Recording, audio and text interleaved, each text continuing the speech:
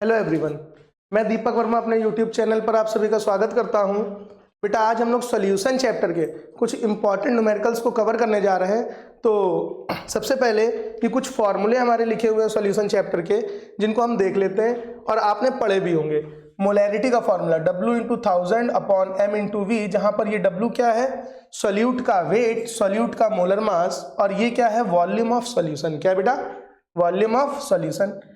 बात करते हैं मोलैलिटी की। मोलैलिटी का फॉर्मूला क्या है, W into 1000 upon M into capital W, जहां पर ये छोटा W छोटा m क्या है, सॉल्यूट का वेट, सॉल्यूट का मास, और कैपिटल W हमारा क्या है, वेट ऑफ सॉल्वेंट। क्या है, weight of solvent. Mole fraction की बात करते हैं तो मोल फ्रैक्शन क्या है, n upon n plus n। यहां पर ये जो स्मॉल n है ये किसका है, ये है number of moles of solute, number of moles of solute. और कैपिटल N क्या है, number of moles of solvent, number of moles of solvent. कैसे निकालते हैं बेटा हम लोग मोल्स निकालने के लिए हमें पता है N equals to W by M लगाते हैं। क्या लगाते हैं बेटा, N equals to W by M। Normality की बात करें तो नॉर्मेलिटी का फॉर्मूला क्या है, W into 1000 upon EV। W हमारा फिर से बेटा क्या है, वेट ऑफ सॉल्यूट, V क्या है, वॉल्यूम ऑफ सॉल्यूशन, E क्या है, इक्विवेलेंट वेट, इक्विवेलेंट वेट या इक्विवेलेंट मास किसका, सॉल्वेंट का। क्लियर है बेटा।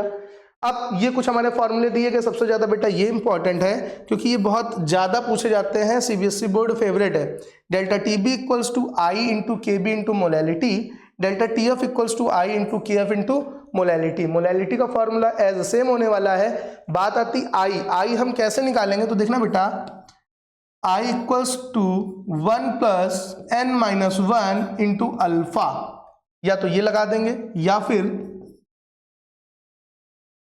I equals to 1 plus 1 minus n into alpha. ये दो फॉर्मूले याद करने। अब बात आती ये कब लगेगा, ये कब लगेगा, जब डिसोसिएशन का केस बोले। किसका केस बोले बेटा, डिसोसिएशन का। डिसोसिएशन के केस में ये लगेगा और एसोसिएशन के केस में ये लगेगा। अब कैसे अप्लाई होंगी ये चीजें, इनको अभी हम लोग आगे नेक्स्ट प्रैक्टिस में देखते हैं। फिर हमारा एक ये फॉर्मूला जो दिया गया है ये हमारा कहाँ लगेगा, ऑस्मोटिक प्रेशर के लिए P equals to nRT by V। इसी N अपॉन V को हमने क्या लिखा हुआ है, CRT। रिलेशन में एक हमारा रिलेशन डायरेक्टली भी पूछा गया है, मोलैरिटी और मोलैलिटी में रिलेशन। तो M equals to capital M into 1000 upon 1000 into D minus का M इंटू M2, जहां पर स्मॉल m क्या है, मोलैलिटी, कैपिटल M दोनों ही जगह हमारा क्या है, मोलैरिटी है, D डेंसिटी है, M2 क्या है, molar mass of second component. और ये हमारे I के फॉर्मूले। तो इसका आप लोग SS ले लीजिए। SS लेने के बाद अब हम लोग प्रैक्टिस की ओर बढ़ रहे हैं बेटा। क्वेश्चन नंबर पहला हमारा क्या बोला गया है, क्वेश्चन की फ्रेमिंग को समझेंगे, वैल्यूज निकालना सीखेंगे, बाकी फॉर्मूले में पुटअप करना है। बहुत ही सिंपल है। क्या बोला गया है, 15 gram of unknown molecular mass. बोला गया 15 gram of unknown molecular material, unknown है तो क्या इसका M पता होगा, अगर नोन होता तो हम M निकाल सकते थे। M क्या है, मोलर मास, लेकिन जब ये अननोन है तो स्मॉल m के बारे में हमें कोई जानकारी नहीं है। कह रहे was dissolve in 450 gram of water, 450 gram of water, water का मतलब H2O। ये क्लियर है। अब क्या बोल रहे हैं, द रिजल्टिंग सॉल्यूशन, ध्यान देना शब्दों को, the resulting solution was found to freeze at minus का 0.034। अब बात समझना, एक हमारे पास 15 ग्राम कोई अननोन सॉल्यूशन था, सॉल्वेंट था, जिसमें हमने वाटर में ऐड कर दिया है। 15 ग्राम हमारा अननोन मटेरियल है जिसको हमने वाटर में ऐड कर दिया है। तो जो भी सॉल्यूशन बना वो फ्रीज हो रहा है माइनस 0.34 डिग्री सेल्सियस में। तो सॉल्यूशन का फ्रीजिंग पॉइंट हमको कितना दिया गया है, माइनस का 0.34 डिग्री सेल्सियस। क्लियर है। अगर इसको ना मिलाया जाता तो वाटर हमारा प्योर होता, वाटर हमारा क्या होता, प्योर। और जब प्योर होता तो प्योर वाटर कितने पर फ्रीज होता है, 0 डिग्री सेल्सियस। बातें क्लियर है। अब जब ये 0 डिग्री सेल्सियस पर होगा तो डेल्टा TF क्या होगा, डेल्टा टी एफ हमारा होगा T not minus T S. क्या होगा, ये फॉर्मूला आपको ध्यान रखना है। डेल्टा टी एफ बराबर क्या होगा, T not minus T S. Value निकाली अगर हमने डेल्टा टी एफ की तो क्या आ गई 0.34, कितनी आ गई। ठीक, अब आगे सवाल पढ़ा तो दिया गया what is the molar mass. देखो मोलर मास पूछा गया है, के एफ हमको दिया गया 1.86, क्या दिया गया है। अगर बेटा ये वैल्यूज निकालना आ गई तो अब सवाल हवा हो गया, अब कुछ बचा ही नहीं। क्या था सवाल में, हमें बता क्या था formula, delta T F equals to I into K F into molality, molality equals to small W small M capital W into 1000। अब सबसे पहले बात, क्या यहां पर पूरे सवाल में कभी भी क्या डिसोसिएशन या एसोसिएशन का कहीं भी जिक्र किया इन्होंने। तो सवाल अगर हम पढ़ेंगे तो यहां पर कहीं पर भी डिसोसिएशन एसोसिएशन का कोई भी जिक्र नहीं है। जब भी जिक्र नहीं होगा तो ऐसे केस में आई का वैल्यू क्या होगा, जब तक बताया ना जाए नेता बनने की जरूरत। ठीक, ये हो गया।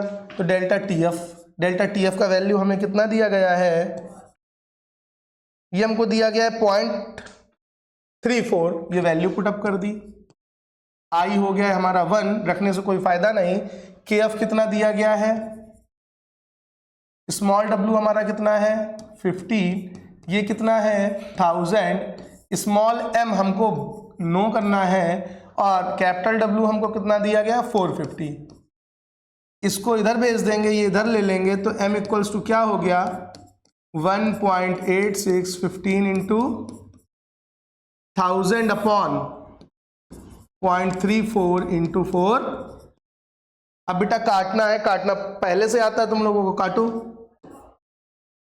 इससे ये 3 टाइम गया, 0 से 0 कट गया तो कितना बचा, m equals to 186 into 100 34 into 3। Clear है, काट दो बेटा, 3 से 3 2 जा 6 3, ये आ गया। अब इसको काटना है, कटेगा कि नहीं कटेगा, 62 अपॉन 34, तो ये हमारा कितना बचा 62 इंटू 100 अपॉन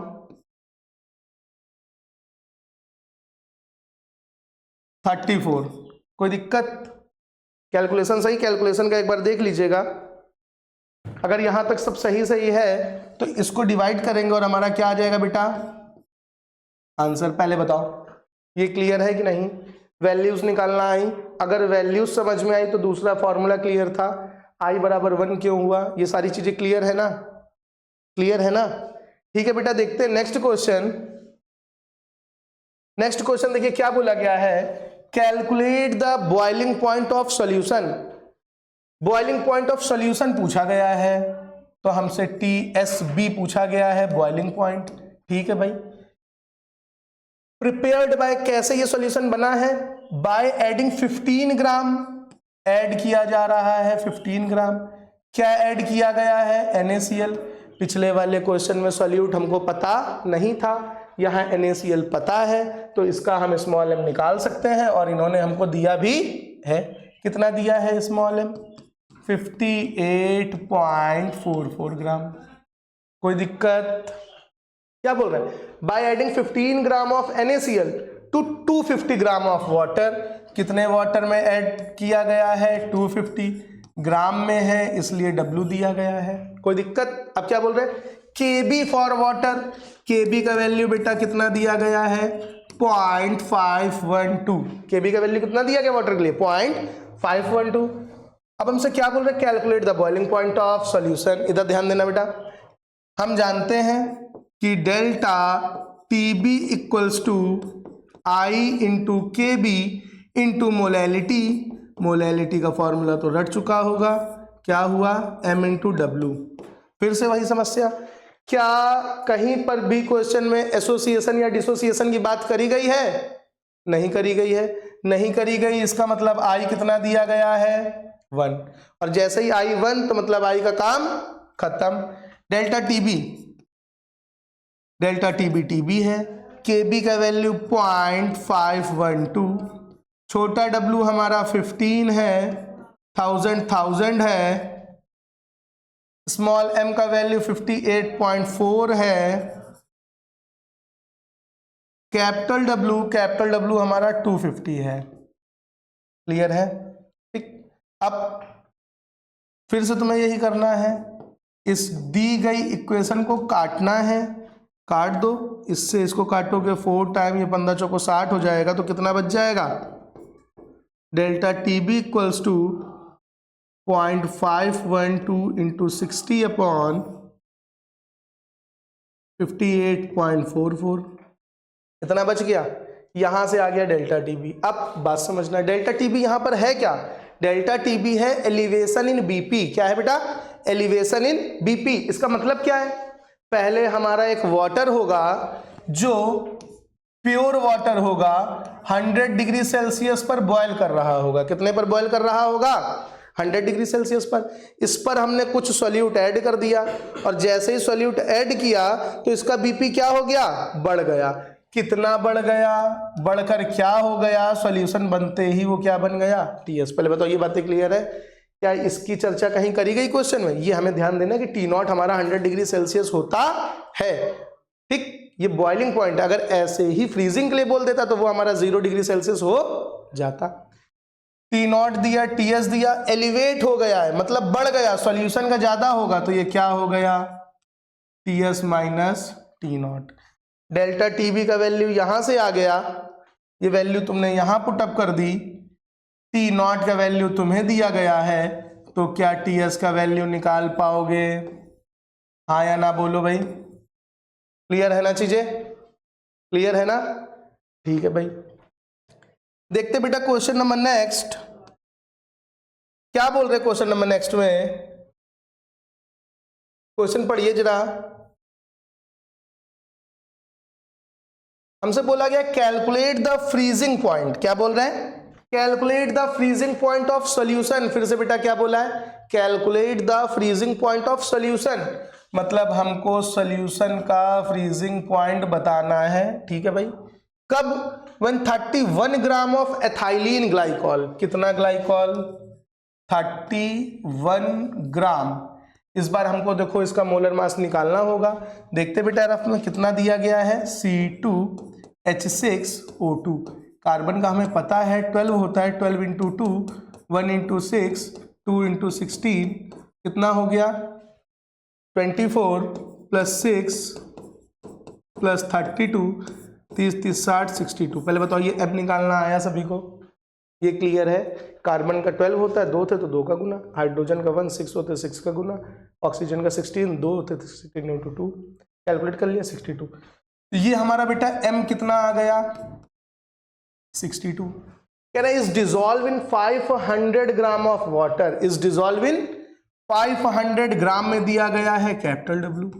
ठीक है भाई, वाटर के लिए है। अब जैसे ही वाटर के लिए आया, फ्रीजिंग पॉइंट का क्वेश्चन है, इधर ध्यान देना बेटा। फ्रीजिंग पॉइंट का क्वेश्चन, तो प्योर वाटर कितने पर फ्रीज होता है? 0 डिग्री सेल्सियस पर। KF कितना दिया गया है? KF दिया गया है 1.86 आया। फिर से हम जानते हैं, क्या जानते हैं बेटा? कि delta TF equal I into KF into molality. अब फिर से मैं यही पूछना चाहूंगा, क्या I का कहीं पर भी जिक्र किया गया है? सवाल पढ़ो, देखो और समझो। क्या I का कहीं पर भी जिक्र किया गया है? नहीं किया गया है। जब नहीं किया गया तो I कितना होगा? कैसे पता चला? जब एसोसिएशन या डिसोसिएशन बोले। सवाल में क्या बोले? एसोसिएशन या डिसोसिएशन, तभी I आएगा। अगर नहीं बोला है तो I का वैल्यू जब 1 कर दिया तो देखो भैया, डेल्टा TF, KF का वैल्यू दिया गया 1.86। छोटा वाला W बहुत छोटा है, ये 1000 है, M हमारा 62 है, कैपिटल W हमारा 500 है। आया, ये कटा इससे 2 बार में, काटना सीखो 2 बार में, ये इससे कट गया। डेल्टा TF कितना आया? 1.86। कितना आ गया बेटा? 1.86। हम जानते हैं, मेरे साथ साथ तुम लोग भी जानते हो क्या, कि फ्रीजिंग पॉइंट में डिप्रेशन हो जाता है। फ्रीजिंग पॉइंट पहले से क्या हो जाएगा? कम। तो किसका? प्योर का ज्यादा होगा। T0 minus TS। Delta T F दिया गया है 1.86, टी नॉट हमारा 0 डिग्री सेल्सियस है, माइनस का टी एस इधर भेजो, इन चाचा को इधर भेजो, तो टी एस बराबर माइनस का 1.86 डिग्री सेल्सियस। समस्या हो तो बताओ, बोलो भाई। तो अगर हम 31 ग्राम एथाइलिन ग्लाइकॉल को 500 ग्राम वाटर में डिसॉल्व कर देंगे तो जो वाटर अभी 0 डिग्री सेल्सियस पर फ्रीज हो रहा था वो अब किस टेम्परेचर पर फ्रीज होगा? माइनस का 1.86 डिग्री सेल्सियस पर। बातें क्लियर है? नेक्स्ट क्वेश्चन देखते बेटा, क्या बोल रहे हैं नेक्स्ट क्वेश्चन में? देखो कह रहे 1 gram of a non electrolyte solute, अब की बार वैल्यू वास्तव में बहुत छोटी है, 1 gram of non electrolyte solute dissolve in 50 gram, capital W कितना दिया गया है? 50 ग्राम बेंजीन। ठीक है भाई, लोवर्ड द फ्रीजिंग पॉइंट, बेटा लिख लो, गांठ लगा लो, रट्टा मार लेना, कहीं पर भी डिप्रेशन बाय, लोवर्ड बाय या लोवर्ड, डिप्रेशन या लोवर्ड लिखा हो, क्या लिखा हो? डिप्रेशन या लोवर्ड। तो डायरेक्ट वैल्यू हमको डेल्टा टी एफ की दी गई है, किसकी दी गई है? फिर से सुन लो, अगर किसी भी न्यूमेरिकल में लोवर्ड या डिप्रेस्ड, लोवर्ड या डिप्रेस्ड लिखा है तो डायरेक्ट वैल्यू किसकी दी गई है? डेल्टा टी एफ की। क्या बोला है? Lowered the freezing point of benzene by 0.40 kelvin, 0.40 kelvin. तो ये बात समझ में आई कि डेल्टा टी एफ दिया गया है। The freezing point depression constant, constant का मतलब के एफ चच्चा कितना दिए गए हैं? 5.12। क्या बताना है? Find the molar mass of solute, इनका वाला m बताना है। ठीक, फॉर्मूला जानते हैं, क्या जानते हैं? डेल्टा टी एफ बराबर आई into K F into molality, और लिटी का मतलब ये होगा, आया ना? बोलो भाई, फिर से वही समस्या आई क्या? पूरे में कहीं पर भी डिसोसिएशन, एसोसिएशन ऐसा कहीं कुछ बोला नहीं? बोला, इसका मतलब सब कुछ एक आया। बोलो भाई, अब जब एक होगा तो क्या बचा? टी एफ का वैल्यू 0.40, आई 1 है, के एफ हमारा 5.12 है, छोटा w हमारा 1 है, ये हमारा 1000 है, स्मॉल m हमें कैलकुलेट करना है, और कैपिटल W हमारा कितना दिया गया है? 50 आया। ये डेसिमल से ये डेसिमल हट जाएगा, ये m इधर ये इधर आ जाएगा, काटना है काटते रहो। कितना बचा? 50, 2 बार में 20 हो गया। तो क्या बचा? m इक्वल्स टू 512 इंटू 20/40, इससे ये कटा बेटा 2 बार में। अब इस 2 से काट दो, 2 4, 2 2 जा 4, 2 5 जा 10, 2 6 जा 12। तो m हमारा निकल कर कितना आ गया है मुन्ना? 256। कितना आ गया है? 256। बताओ, यहां तक कोई समस्या? देखो ये सब पूछे हुए क्वेश्चन है, दिल्ली 2013 में पूछा गया है सीबीएसई बोर्ड में, ठीक, और रिपीटेड क्वेश्चन है। देखो क्वेश्चन नंबर 6 क्या बोला गया है? 30 ग्राम ऑफ यूरिया, यूरिया समझते हो ना? 30 gram of urea is dissolved in 846 gram of water. तो पहले इतने से देखो, हमसे कह रहे हैं कि 30 ग्राम यूरिया है, यूरिया का फॉर्मूला NH2CO NH2 जान लो, लेकिन जरूरत नहीं है। क्यों? क्योंकि हमसे मोलर मास कितना दिया गया है यूरिया का? 60, पहले से ही बता दिया ताकि तुम्हें समस्याएं ना हो।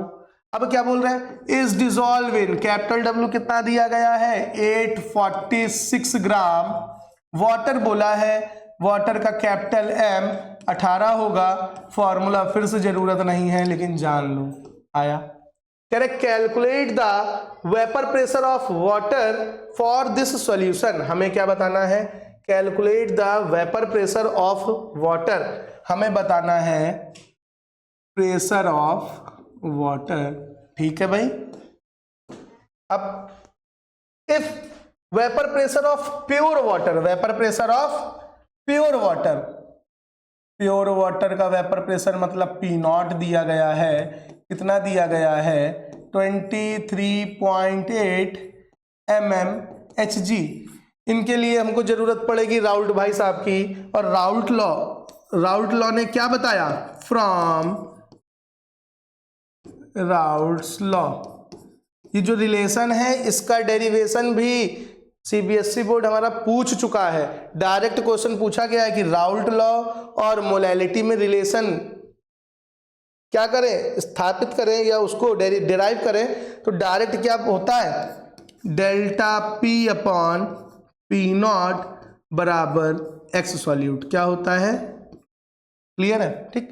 अब ये पी नॉट हमारा क्या है, ये है हमारा लोअरिंग इन वेपर प्रेशर, तो P not minus P S upon P not बराबर एक्स सॉल्यूट, क्या लिखा हुआ है सॉल्यूट, तो सॉल्यूट के लिए क्या n upon n plus n, कितना क्लियर है, ठीक। अब देखो भाई देखते हैं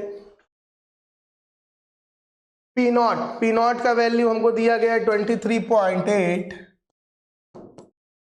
पी एस हमको पता नहीं, पी नॉट का वैल्यू दिया गया है 23.8। अब बात आती n upon n plus n, तो बेटा समझते हैं, देखो इधर ध्यान देना, अगर मैं बात करूं एन की, छोटा वाला एन सॉल्यूट का है, छोटा वाला एन, और सॉल्यूट का निकालने के लिए सॉल्यूट की ही दोनों वैल्यू रखेंगे, छोटा डब्लू छोटा एम, छोटा डब्लू तुम्हें पता है, छोटा एम तुम्हें पता है, रख दो, तो कितना आया 30/60 मतलब 1/2 मतलब 0.5, कितना आ गया, क्लियर है।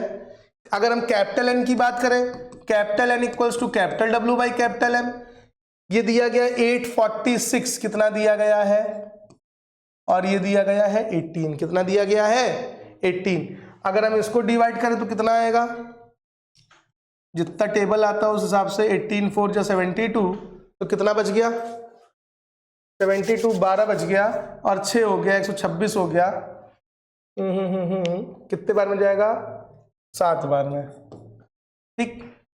तो कितना आ गया, कैपिटल एन का वैल्यू 47, स्मॉल एन का वैल्यू 0.5। अब जब सब आ गया तो सबको उठा के यहां धर दो, जब धर दोगे तो क्या मिलेगा, ये मिलेगा। स्मॉल एन का वैल्यू कितना है 0.5, इसका वैल्यू कितना है 0.5/47। पहले बताओ यहां तक सब कुछ आया कि नहीं आया। अब इसके बाद बेटा करा लो कैची गुणा, क्या करा लो, क्रॉस मल्टीप्लिकेशन, इसका इसके साथ बनवा दो, इसका, ठीक। जब कर लोगे तो वैल्यू किसकी आ जाएगी, पीएस की। अब अगर कैची चलाना नहीं जानते तो तुम जानो, पहले बताओ क्वेश्चन क्लियर है कि नहीं क्लियर है, बोलो भाई। देखते हैं नेक्स्ट क्वेश्चन क्या बोल रहे, क्वेश्चन नंबर 7 में, व्हाट आर आइसोटोनिक सॉल्यूशन। तो आइसोटोनिक सॉल्यूशन बेटा क्या होते हैं, ध्यान देना, इधर गंदी सी आर्ट बनाते हैं हम लोग। एक ये सॉल्यूशन है, नहीं सॉल्यूशन नहीं, अभी भरते हैं सॉल्यूशन। एक ये सॉल्यूशन है,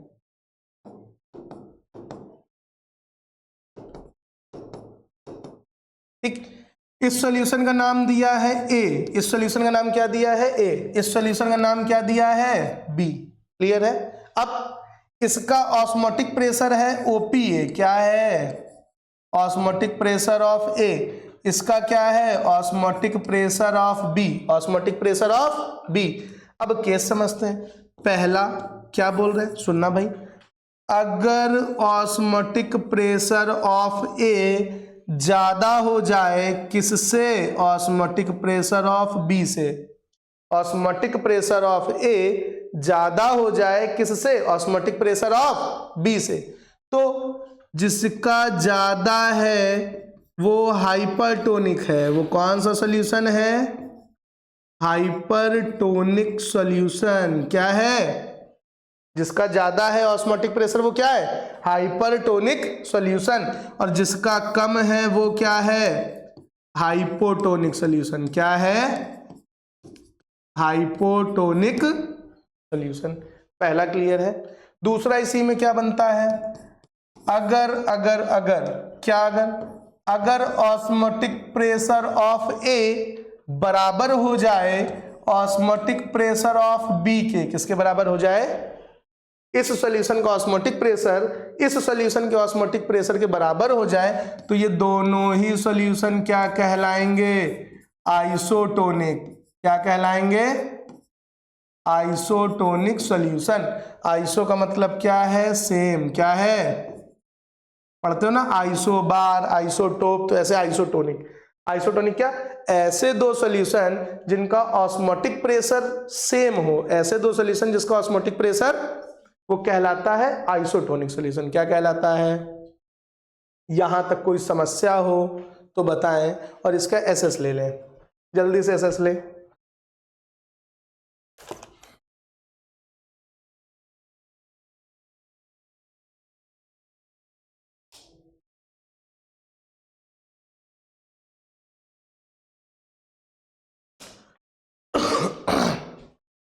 कोई समस्या? देखते बेटा नेक्स्ट क्या बोल रहे हैं। नेक्स्ट, अरे फिर से आगे न्यूमेरिकल चर्चा। क्या बोल रहे हैं? Calculate the mass of compound. ध्यान देना, मास देख के घबराना नहीं है। मास मतलब वेट, मास मतलब जब मोलर वर्ड लगा हो, क्या लगा हो, तब m दिया है। अगर मोलर वर्ड ऐड नहीं है तो हमारा ये w दिया गया है। क्या पूछ रहा है? Calculate the mass of compound, मतलब हमसे क्या पूछा गया है? w भैया के बारे में। बातें क्लियर है? अब मोलर मास कितना दिया गया है? 256 to be dissolve in 75 gram benzene. कितने में डिसॉल्व कर दिया है? 75 ग्राम बेंजीन में। फिर से क्या लिखा हुआ है? Lower its freezing point. क्या लिखा हुआ है? Lower it's. और अभी बताया था अगर कहीं पर भी लोअर या डिप्रेशन लगा हो, लोअर या डिप्रेशन लगा हो तो डायरेक्ट डेल्टा टीएफ दिया गया है। दिया गया है benzene to lower its freezing point by 0.48 kelvin. ठीक है भाई। केएफ कितना दिया गया है? 5.12। हमें पता है, तुम्हें पता है क्या, कि delta TF equals to I into K F into molality. और मोलैलिटी का मतलब फिर से तुम्हें पता है कि क्या होगा? छोटा w, क्लियर है ना, into 1000 upon m into capital W। कोई दिक्कत? अब डेल्टा टीएफ कितना दिया गया बेटा? 0.48। फिर से वहीं आ गए। अब तो सीख चुके होगे, कहीं चर्चा है नहीं, और जिसकी चर्चा नहीं है वो क्या है? ठीक, आई हमारा 1 है, खत्म करो। के दिया गया है 5.12, छोटा w हमको पता ही नहीं, ये हमारा 1000 है, स्मॉल m 256 है, और कैपिटल W हमारा 75 है। जहां तक हमें लग रहा है कि अगर हम इसको इससे हटा दें तो 256 से 2 बार में कट जाएगा। कोई दिक्कत? बोलो भाई। इसको अकेला रखो, इन सबको इधर भेजो। क्या बचा? इस 2 से इसको काट दो, 24 हो गया। तो क्या बचा? 24। देखना बेटा, इस 75 को हम कुछ ऐसे लिख देते, 25 गुना 3। कोई दिक्कत तो नहीं है? इससे होगा क्या? आप काटेंगे अच्छे से। ये किसके बराबर बचा? W के बराबर। कोई दिक्कत? बोलो भाई। देखो इधर, 25 चौको 100 कट गया 4 से 6 बार में। कोई दिक्कत? यहाँ एक बचा, तो ये बचा क्या? ये हमारा बचा W इक्वल्स टू 6 इंटू 3/10। 6 3 18, 18/10 मतलब 1.8। तो हमारा कैपिटल स्मॉल w हमारा कितना आ चुका है? इतना आ चुका है। और बाकी काटना हमसे बेहतर आप जानते, करिए तो बताइए। बातें क्लियर है? वैल्यूज क्लियर है? ठीक है बेटा, देखते हैं नेक्स्ट क्वेश्चन क्या बोला गया। Question number 9। क्वेश्चन नंबर 9 में बोल रहे हैं define an ideal solution, right one of its characteristics. तो सुनो भाई, आइडियल सॉल्यूशन क्या होते हैं? आइडियल सॉल्यूशन बेटा तुम तो बन नहीं पाओगे। आइडियल सॉल्यूशन वो है जो राउल्ट लॉ को ओबे करे। किसको ओबे करे? राउल्ट लॉ को ओबे करे। अब यहां लगा हुआ है सॉल्यूशन, तो सॉल्यूशन बना ही तब होगा जब 2 को हमने ऐड किया होगा, सॉल्यूट और सॉल्वेंट को।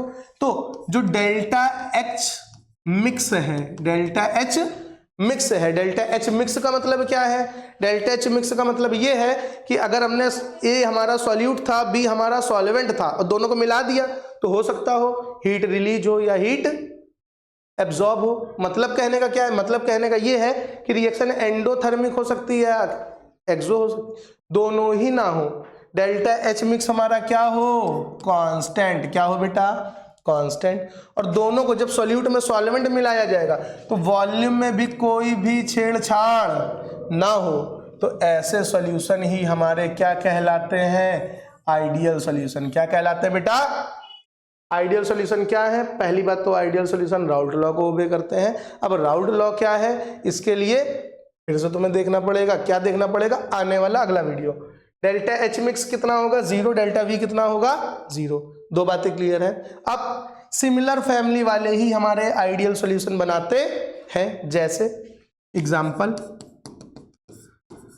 हमने ले लिया हेप्टेन हेक्सेन। क्या ले लिया बेटा, हेप्टेन एंड हेक्सेन का सॉल्यूशन। नहीं ये नहीं लेना है, दूसरा ले लो। हमने ले लिया बेंजीन और टॉल्यूइन का सॉल्यूशन। किसका ले लिया, तो कुछ भी ले लो, कुछ ऐसा ले लो जो सिमिलर फैमिली का हो। कैसा हो, सिमिलर फैमिली का हो। वो सारे ही हमारे क्या बनाएंगे, आइडियल सॉल्यूशन। बस आइडियल सॉल्यूशन के लिए कंडीशन क्या है ये क्लियर है। अच्छा लग रहा हो तो अच्छा शेयर कर देना खूब कायदे से। इसका एसएस ले लो बेटा।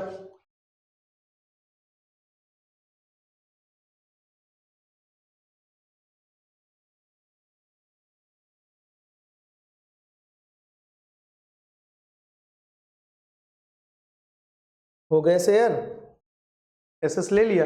देखो भाई नेक्स्ट क्वेश्चन, लास्ट क्वेश्चन क्या बोल रहा है, स्टेट हेनरी लॉ।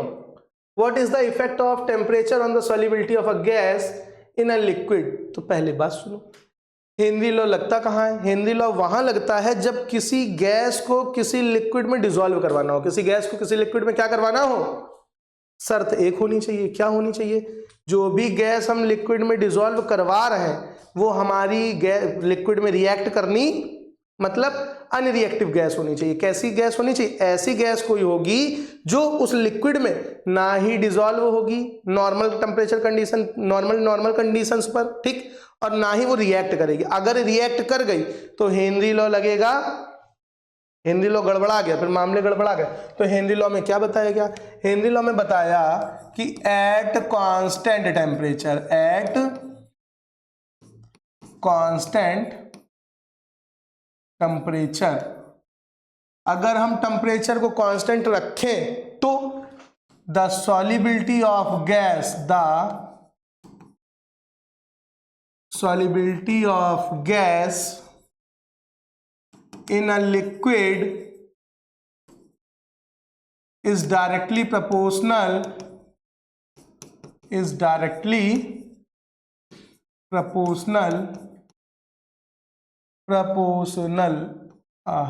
देखो भाई, is directly proportional to external pressure, to external pressure. देखो भाई गंदी राइटिंग में अच्छा कंटेंट लिख दिया, समझ में है क्या बोला गया कि at constant temperature the solubility of gas in a liquid is directly proportional to external pressure. अब ये कैसे, हेनरी लॉ कहाँ है, बचपन से देख रहे, याद नहीं है। कोल्ड ड्रिंक ठेले में बेचने आता था, देखा है ना, सिलेंडर्स रखे रहता था, उस सिलेंडर से उस बॉटल में क्या करता था, गैस पास करता था। अगर सिलेंडर ना होता तो क्या वो CO2 घुलता, ऐसे कार्बोनेटेड सोडा वाटर तुम्हें मिलता नहीं। तो हमें क्या करना पड़ेगा, एक्सटर्नल प्रेशर लगाना पड़ेगा। अब यहाँ पर लिमिटेशन में एक बात और आती है, ध्यान देना।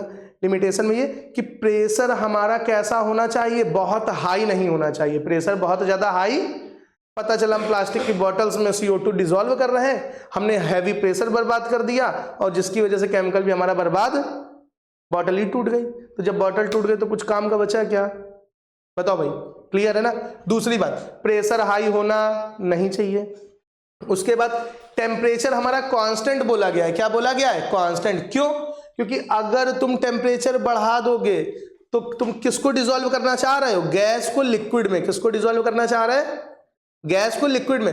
और जैसे ही टेम्परेचर बढ़ेगा तो गैस एस्केप आउट हो जाएगी। गैस क्या हो जाएगी, एस्केप आउट, मतलब भाग जाएगी, मतलब, बात समझ में। दूसरी बात, अगर तुम टेम्परेचर कम कर दोगे तो क्या होगा, टेम्परेचर कम करने पर गैसेस कूलिफाई होती हैं। क्या होती हैं, वो लिक्विड हो जाएगी। तब तुम गैस को लिक्विड में नहीं पास कर रहे, तुम लिक्विड को लिक्विड में पास कर रहे। किसको किस में पास कर रहे, लिक्विड को लिक्विड में, लेकिन जबकि हेनरी लॉ किसमें लगता है, गैस जब डिसॉल्व करी जाती है लिक्विड में, गैस जब डिसॉल्व करी जाती है।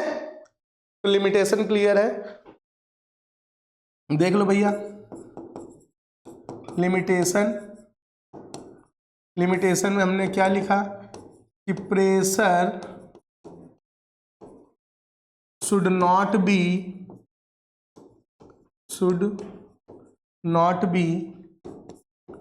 टू हाई, प्रेशर बहुत ज़्यादा होना नहीं चाहिए और तुम्हें भी ज़्यादा प्रेशर लेना नहीं है। ठीक, पहली बात। दूसरा, gas does not reactive in nature, gas does not reactive in nature. अब तुम्हारे साथ गैस नहीं रिएक्ट करेगी, गैस किसके साथ रिएक्ट कर रही है, गैस हम लोग पास कर रहे हैं सॉल्वेंट में, तो gas does not reactive in nature with solvent, with, अगर गैस रिएक्ट कर गई तो हेनरी का लॉ लगेगा, फिर बेटा वो तुम्हारे अपने नियम होंगे। दो बातें क्लियर है।